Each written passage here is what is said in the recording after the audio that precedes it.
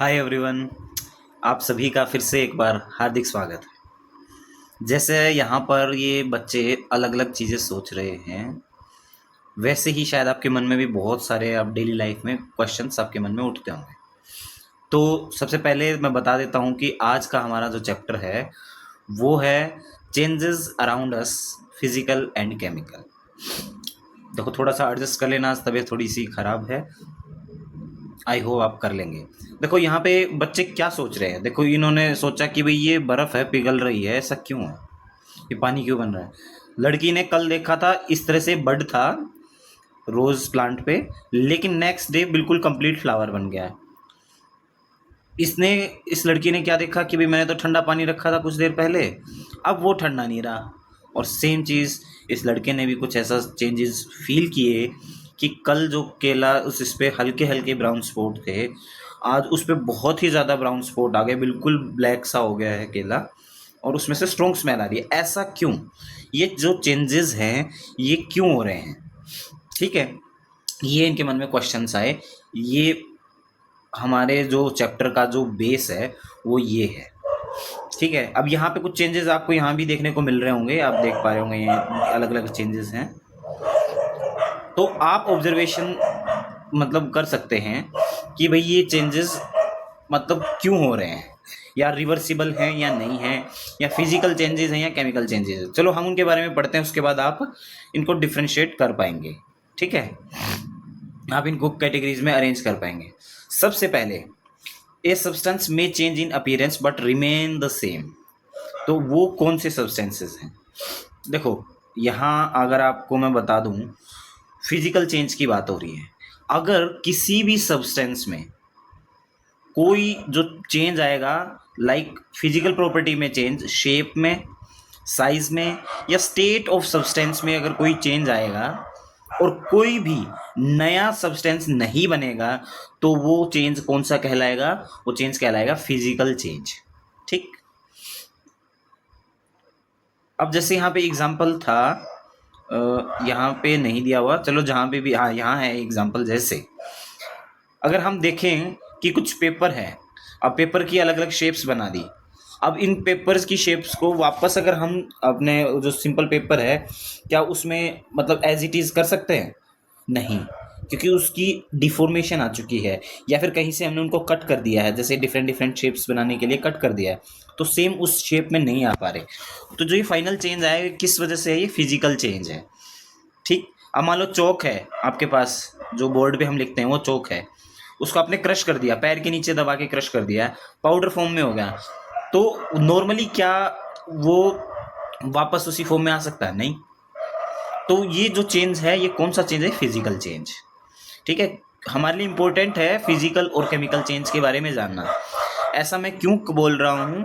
क्योंकि एसएससी और रेलवेज के जो एग्ज़ाम्स हैं उसमें बहुत बार आपको इस तरह के क्वेश्चंस देखने को मिलेंगे, जो कि आपके रिएक्शन से रिलेटेड होंगे कि ये किस तरह की रिएक्शन है, या आपके चेंजेस से रिलेटेड होंगे कि ये किस तरह का चेंज है। ठीक है, तो आप इसको जो चैप्टर को ऐसे मत सोचिए कि ये हमारे काम का नहीं है, आपके काम का है, इसीलिए ही मैं इसके बारे में अच्छे से बता रहा हूँ।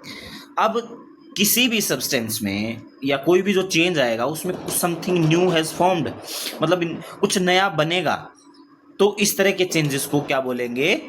इस तरह के चेंजेस को बोलेंगे केमिकल चेंज। ठीक, और जो नए सब्सटेंस बन रहे हैं किसी प्रोसेस के थ्रू बन रहे होंगे, उस प्रोसेस को क्या बोलते हैं? Chemical reaction. कोई ज़रूरी नहीं है कि सब्सटेंस बनेगा नया, दो भी बन सकते हैं, तीन भी बन सकते हैं, अलग अलग कितने भी नए सब्सटेंस बन सकते हैं, लेकिन एटलीस्ट एक बनेगा, तो उस रिएक्शन को बोलेंगे केमिकल रिएक्शन, और उस चेंज को बोलेंगे केमिकल चेंज।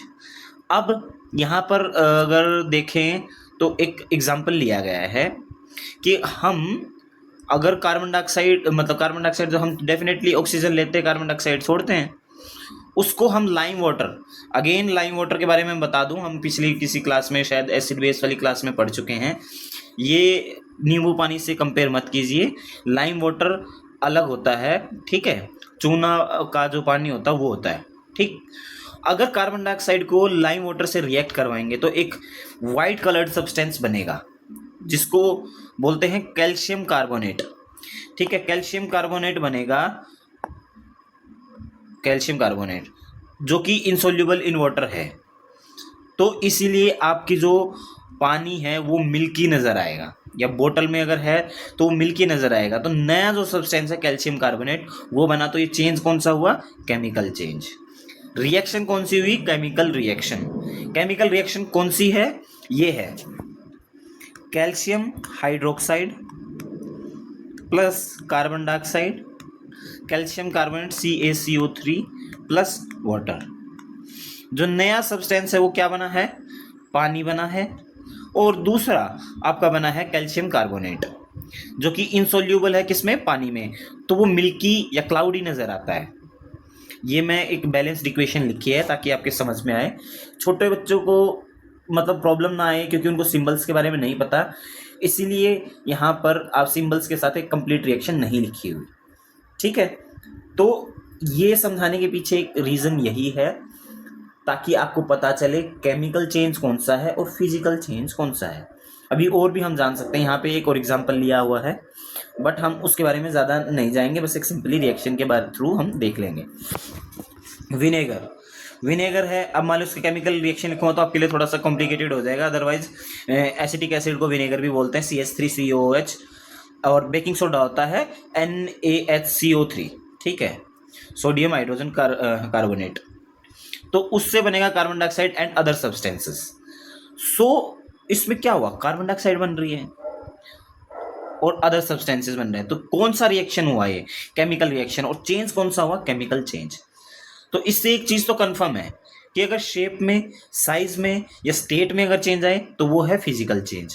और कोई नया सब्सटेंस बने आपस में, कोई 2 रिएक्ट करके, 3 रिएक्ट करके, तो वो है आपका केमिकल चेंज। ठीक है, अब केमिकल चेंज के बारे में और ज़्यादा पढ़ते हैं। Some other processes involving chemical change.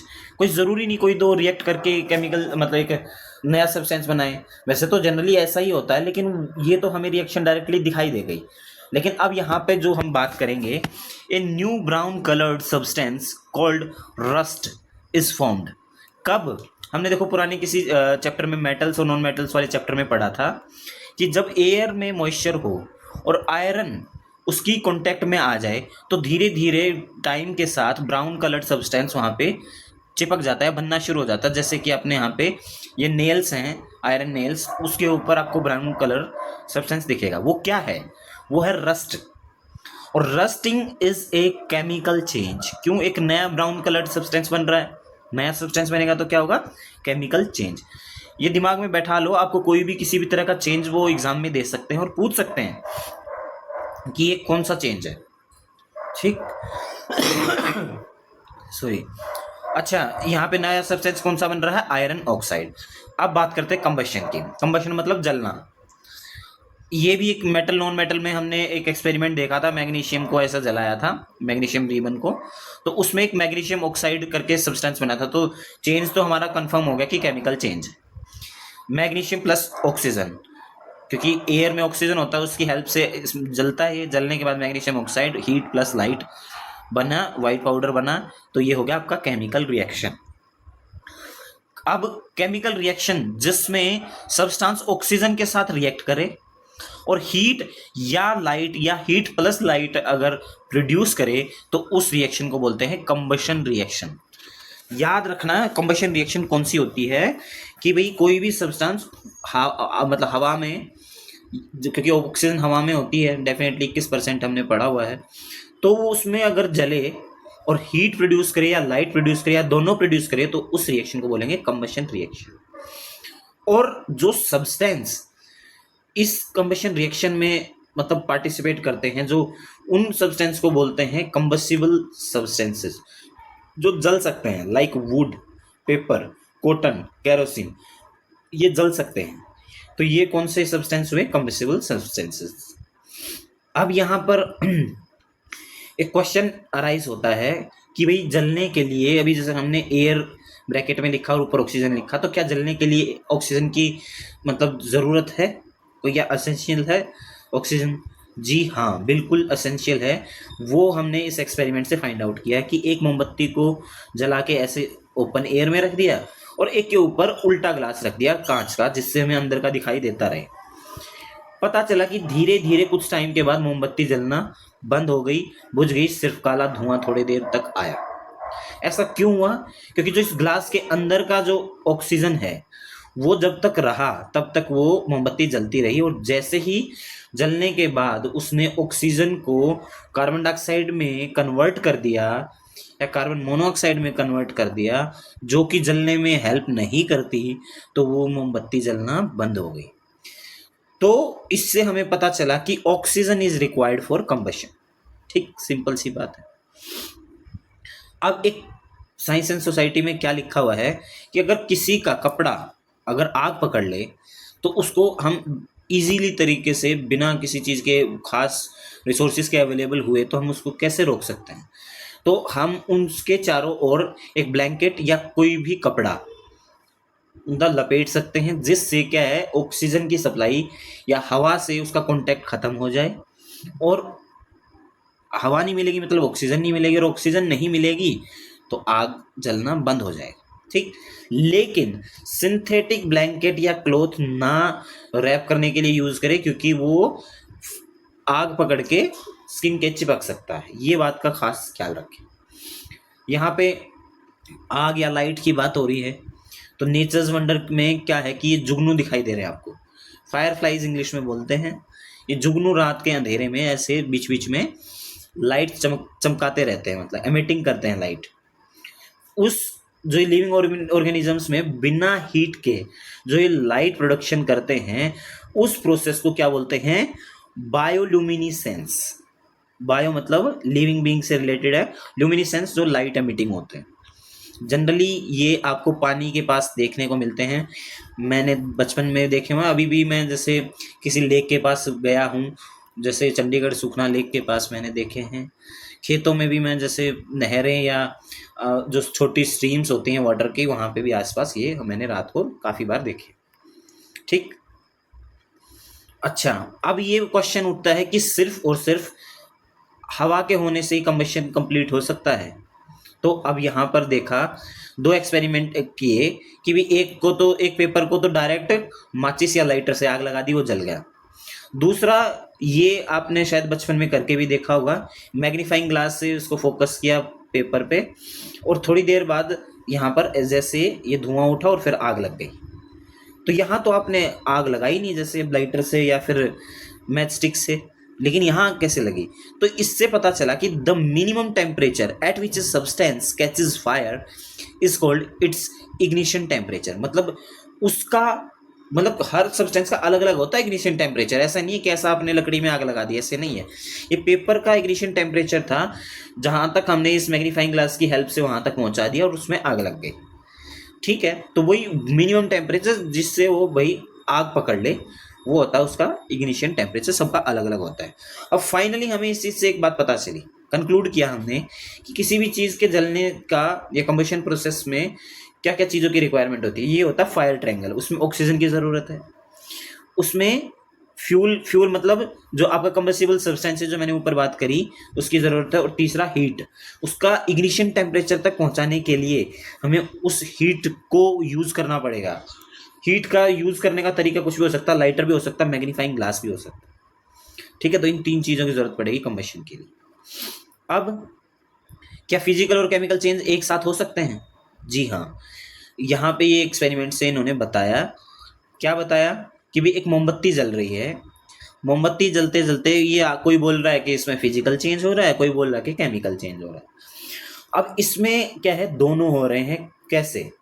जो ये वैक्स मेल्ट हो रहा है, सोलिडिफाई हो रहा है, और जो ये विक है, विक मतलब वो बत्ती बोलते हैं जो मोमबत्ती के बीच में होती है जिसके ऊपर आग लगती है, वो क्या है कि वो वैक्स को या मोम को अपने अंदर उसमें खींच रही है, उसके वेपर्स बना रही है, और वेपर्स वो जल रहे हैं। ठीक, तो वो जो इवेपोरेशन हो रहा है जलने से पहले, वैक्स का इवेपोरेशन हो रहा है, वो तो है फिजिकल चेंज। लेकिन जो इवेपोरेशन होने के बाद जो वेपर्स जल रहे हैं वो है एक केमिकल चेंज। तो burning of a candle involves both physical and chemical change. अगर कोई आपसे पूछे कि बर्निंग ऑफ कैंडल किस चीज़ का एग्जांपल है, फिजिकल चेंज का है केमिकल चेंज का, तो आप आंसर देंगे कि दोनों चेंज इन्वॉल्व है। माइकल फैराडे बहुत बड़े साइंटिस्ट रहे हैं, इन्होंने भी बर्निंग कैंडल को बताया कि एक बहुत अच्छा एग्जाम्पल है जिससे भाई आपकी जितने भी ये प्रोसेस हैं वो बताई जा सकते हैं, फिजिकल केमिकल प्रोसेस बताई जा सकती है इजीली। अच्छा, क्या ये चेंज परमानेंट होते हैं? कुछ केस में यस और कुछ केस में नहीं। जैसे कि आइस मेल्ट हुई, पानी बन गया, पानी को फिर से हमने जमा दिया तो फिर से आइस बन गई, तो यहाँ तो वो रिवर्सिबल है। लेकिन हमने सब्जी काट दी, क्या फिर से हम वैसी सब्जी तैयार कर सकते हैं उसको चिपका के? नहीं। ऐसे ही बॉइलिंग वाटर गर्म हुआ, ठंडा भी हो गया। तो ये सारी चीज़ें हम अलग अलग तरीके से देख सकते हैं। कुछ रिवर्सिबल है, मतलब रिवर्स हो सकती हैं, कुछ नहीं हो सकती। बात करते हैं अभी डिजायरेबल नॉन डिजायरेबल चेंजेस की। जो चेंज हम चाहते हैं कि भाई ये चेंज हो जाए, वो तो है डिजायरेबल चेंज। जैसे milk into curd, ripening of fruits, cutting of fruits, cooking of food, ये हम चेंजेस हम चाहते हैं। जो भी फिजिकल और केमिकल चेंज हम चाहते हैं कि ये हो, तो वो तो है डिजायरेबल चेंजेस। लेकिन कुछ चेंजेस जैसे रस्टिंग ऑफ आयरन है, क्या हम चाहते हैं हमारे लोहे के जंग लग जाए? नहीं चाहते। डिके ऑफ फूड, हमारा खाना है, ये हमारे फ्रूट्स है, बाहर गर्मी में पड़े पड़े सड़ रहे हैं, हम नहीं चाहते कि वो सड़े। आपके पास फ्रिज नहीं है तो वो सड़ेंगे, किसी एक पर्टिकुलर टाइम तक कि वो फ्रेश रहेंगे। लेकिन ये एक कंपैरेटिव सिचुएशन के अकॉर्डिंग डिज़ायरेबल और अनडिज़ायरेबल सिचुएशंस हो सकती हैं। कैसे कि भाई हमारा खाना सड़ रहा है, वो अनडिज़ायरेबल भी हो सकता है।